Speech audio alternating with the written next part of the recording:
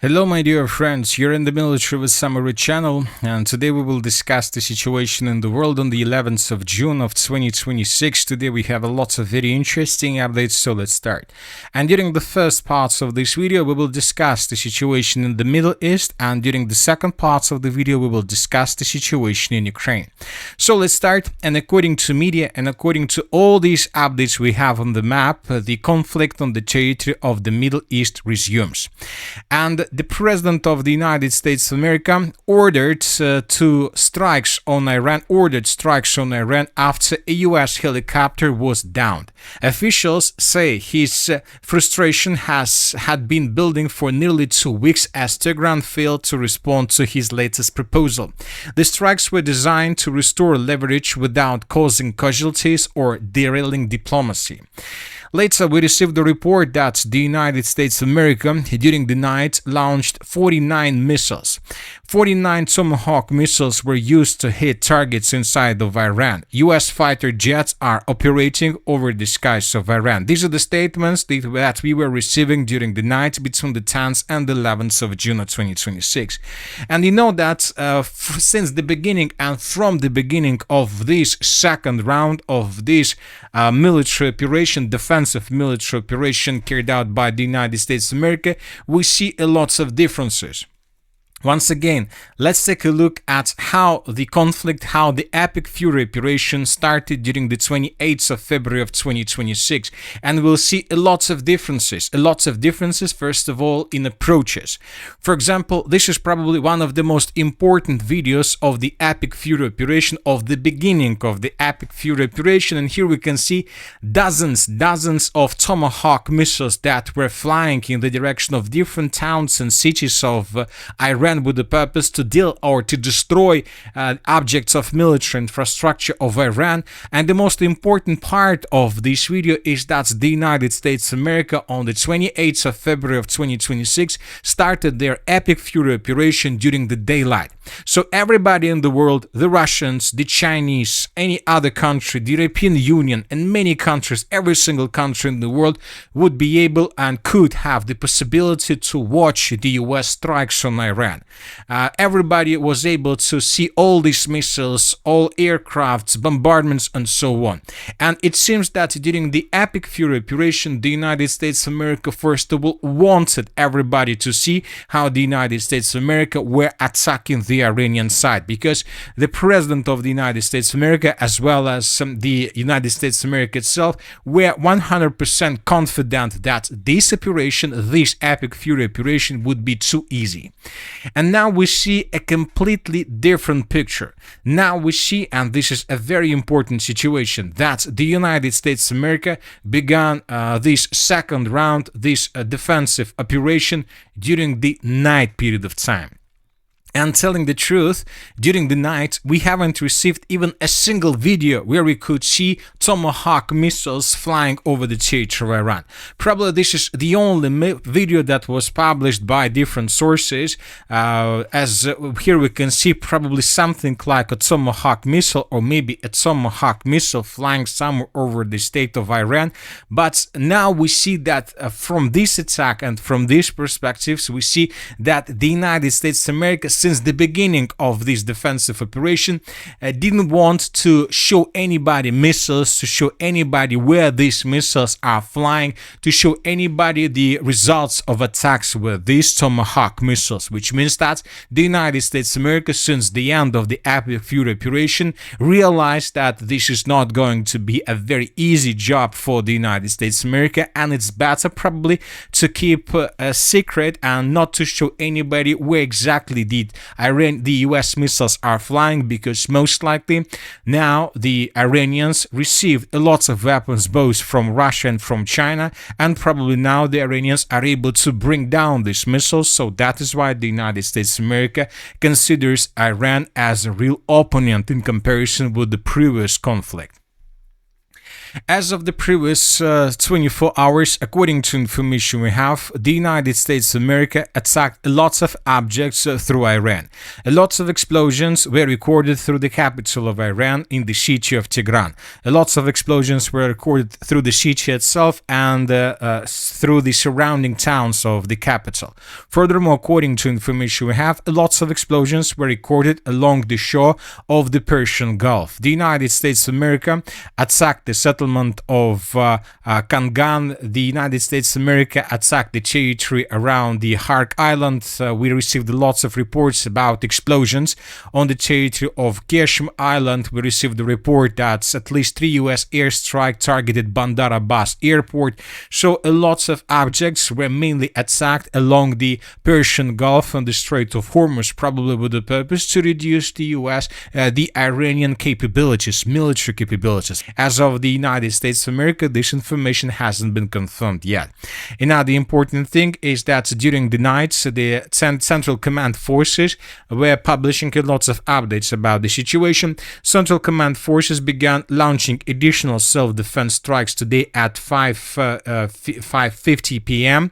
Against multiple targets in Iran at the Commander-in-Chief's direction. Another important statement, CENTCOM released a statement falsely claiming that the Strait of Hormuz is open. Another important statement, CENTCOM acknowledges claims by Iranian media of attacks against U.S. Navy vessels near the Strait of Hormuz, but denied that any ships were struck. And probably this is a very interesting situation because after we received this statement that the Iranian side attacked a military ship of the United States of America, we start receiving reports that during the previous 24 hours, up to 3 commercial vessels were hit by the U.S. missiles. At, for example, 11 p.m. of June 9th, U.S. forces disabled an oil tanker in the Gulf of Oman for the second consecutive day after another vessel violated the ongoing blockade by attempting to transport oil from Iran. So this is the video that was published by the U.S. authorities. Later, we received another video. The Pentagon confirmed an attack on the Jalvira tanker with Indian sailors on board. 2 air-to-surface missiles were fired at the engine room of the tanker. According to the U.S. command, there was allegedly Iranian oil on board. So as you can see, this is another thing that differs from the Epic Fury operation, because during the Epic Fury operation, the United States of America were mainly rerouting these vessels back in the direction of the Persian Gulf and the Strait of Hormuz, or at least were detaining them but not attacking them with missiles, and obviously were not destroying them. So this is another difference with the previous, the Epic Fury operation.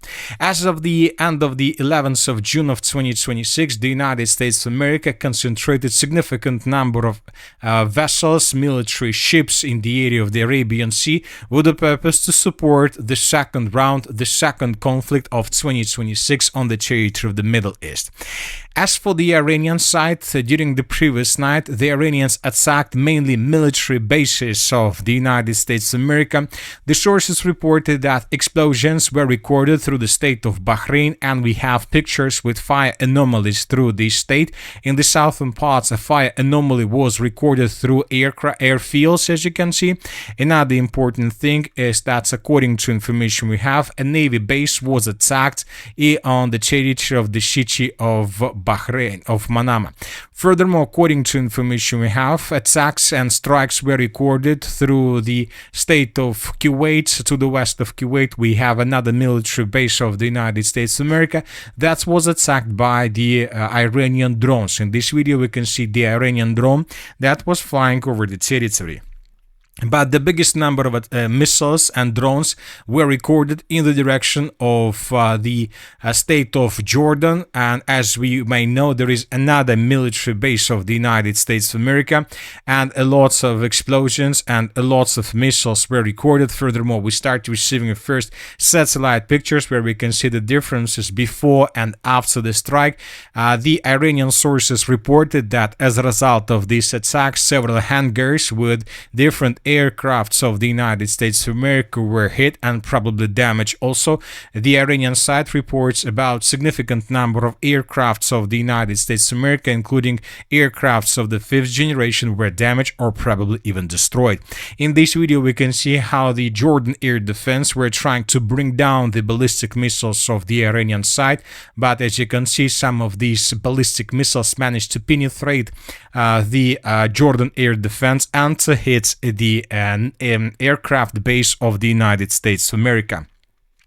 And of course, everything could be finished right after this moment, but this evening on the 11th of June of 2026, the President of the United States of America reported that the United States will be hitting Iran very hard tonight. At some point in the not too distant future, we will be taking Hark Island and other oil infrastructure points and assume total control of their oil and gas markets, much like we have with Venezuela, which is working out brilliantly for both Venezuela and the United States of America.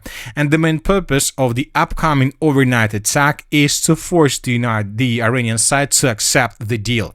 The United States has stated that it will take action if Iran does not agree to a deal by tomorrow. So tomorrow is a deadline for the Iranian side, which means that the United States of America, more precisely, the 47th President of the United States of America, issued an ultimatum to Iranian side. They must accept the deal tonight during the next 12 hours, or probably something new will happen, something that we haven't seen before. So of course, let's wait and see what is going to happen next. Obviously, the overnight attack will take place, and tomorrow, most likely, the Iranian side will carry out a retaliatory strike, and they will reject any ultimatum from the United States of America.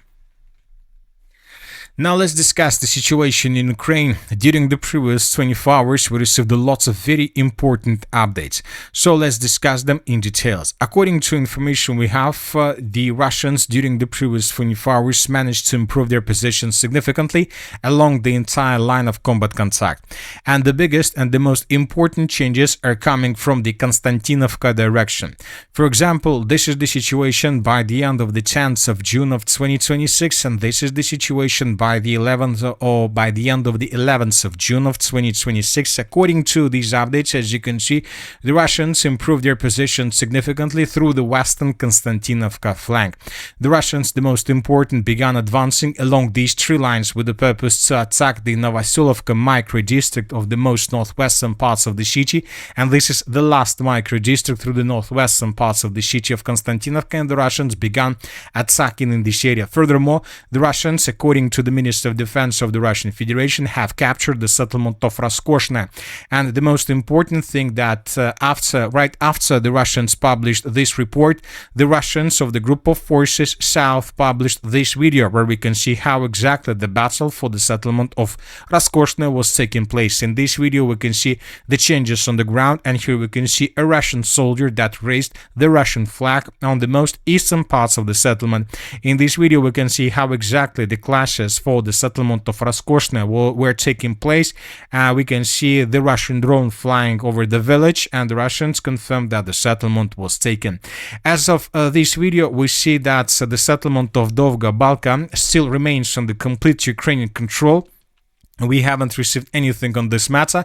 We're talking about any report from the Ministries of Defense side, but obviously this configuration of the front line tells us just about one thing, that the Russians right now probably managed to encircle the settlement of Dovga Balka, and currently the Ukrainians and the contingent of the armed forces of Ukraine was caught by the Russians either in cauldron or in operational encirclement. So there's just one option left for the Ukrainians in this area: to quit and to escape this cauldron as soon as possible, and most likely we're going to see this.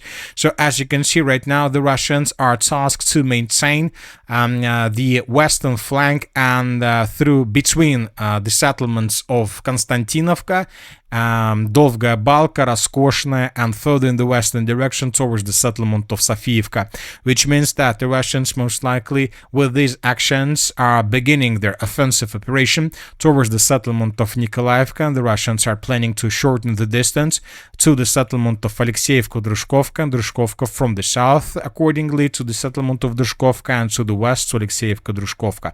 So the battle for the Slaviansk-Konstantinovka direction continues.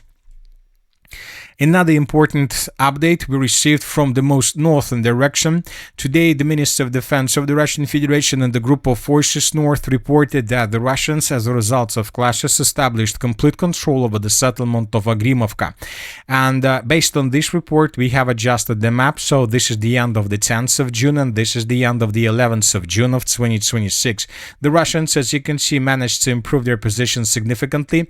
Furthermore, according to the information we have, the Russians right now are fighting for the settlement of Nisterna, and summarizing everything, we see that the battle for the river of Volcha is coming to its logical end, and probably in 2, 3, or 4 weeks the armored forces of Ukraine would be forced to fall back from this area further in the southern direction, and from these positions the Russians will continue advancing further deep inside of the Kharkiv region.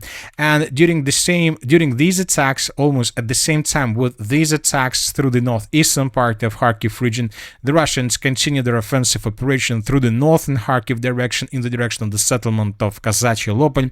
And today we received several reports that currently the clashes are taking place through the village of Kazachye Lopol itself, which means that in coming days we may receive additional updates about this as well.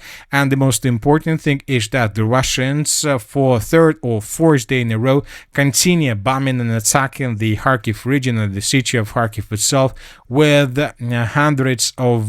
probably with hundreds of drones and with dozens of missiles. In these videos we can see how Russians were attacking different objects of military infrastructure through the settlement of Kharkiv with drones. Lots of vehicles, locomotives and warehouses were destroyed. Furthermore, the Russians attacked, according to information we have, an object of a military infrastructure that the Ukrainians were using to produce drones. Here we can see how exactly the Russians were attacking this territory.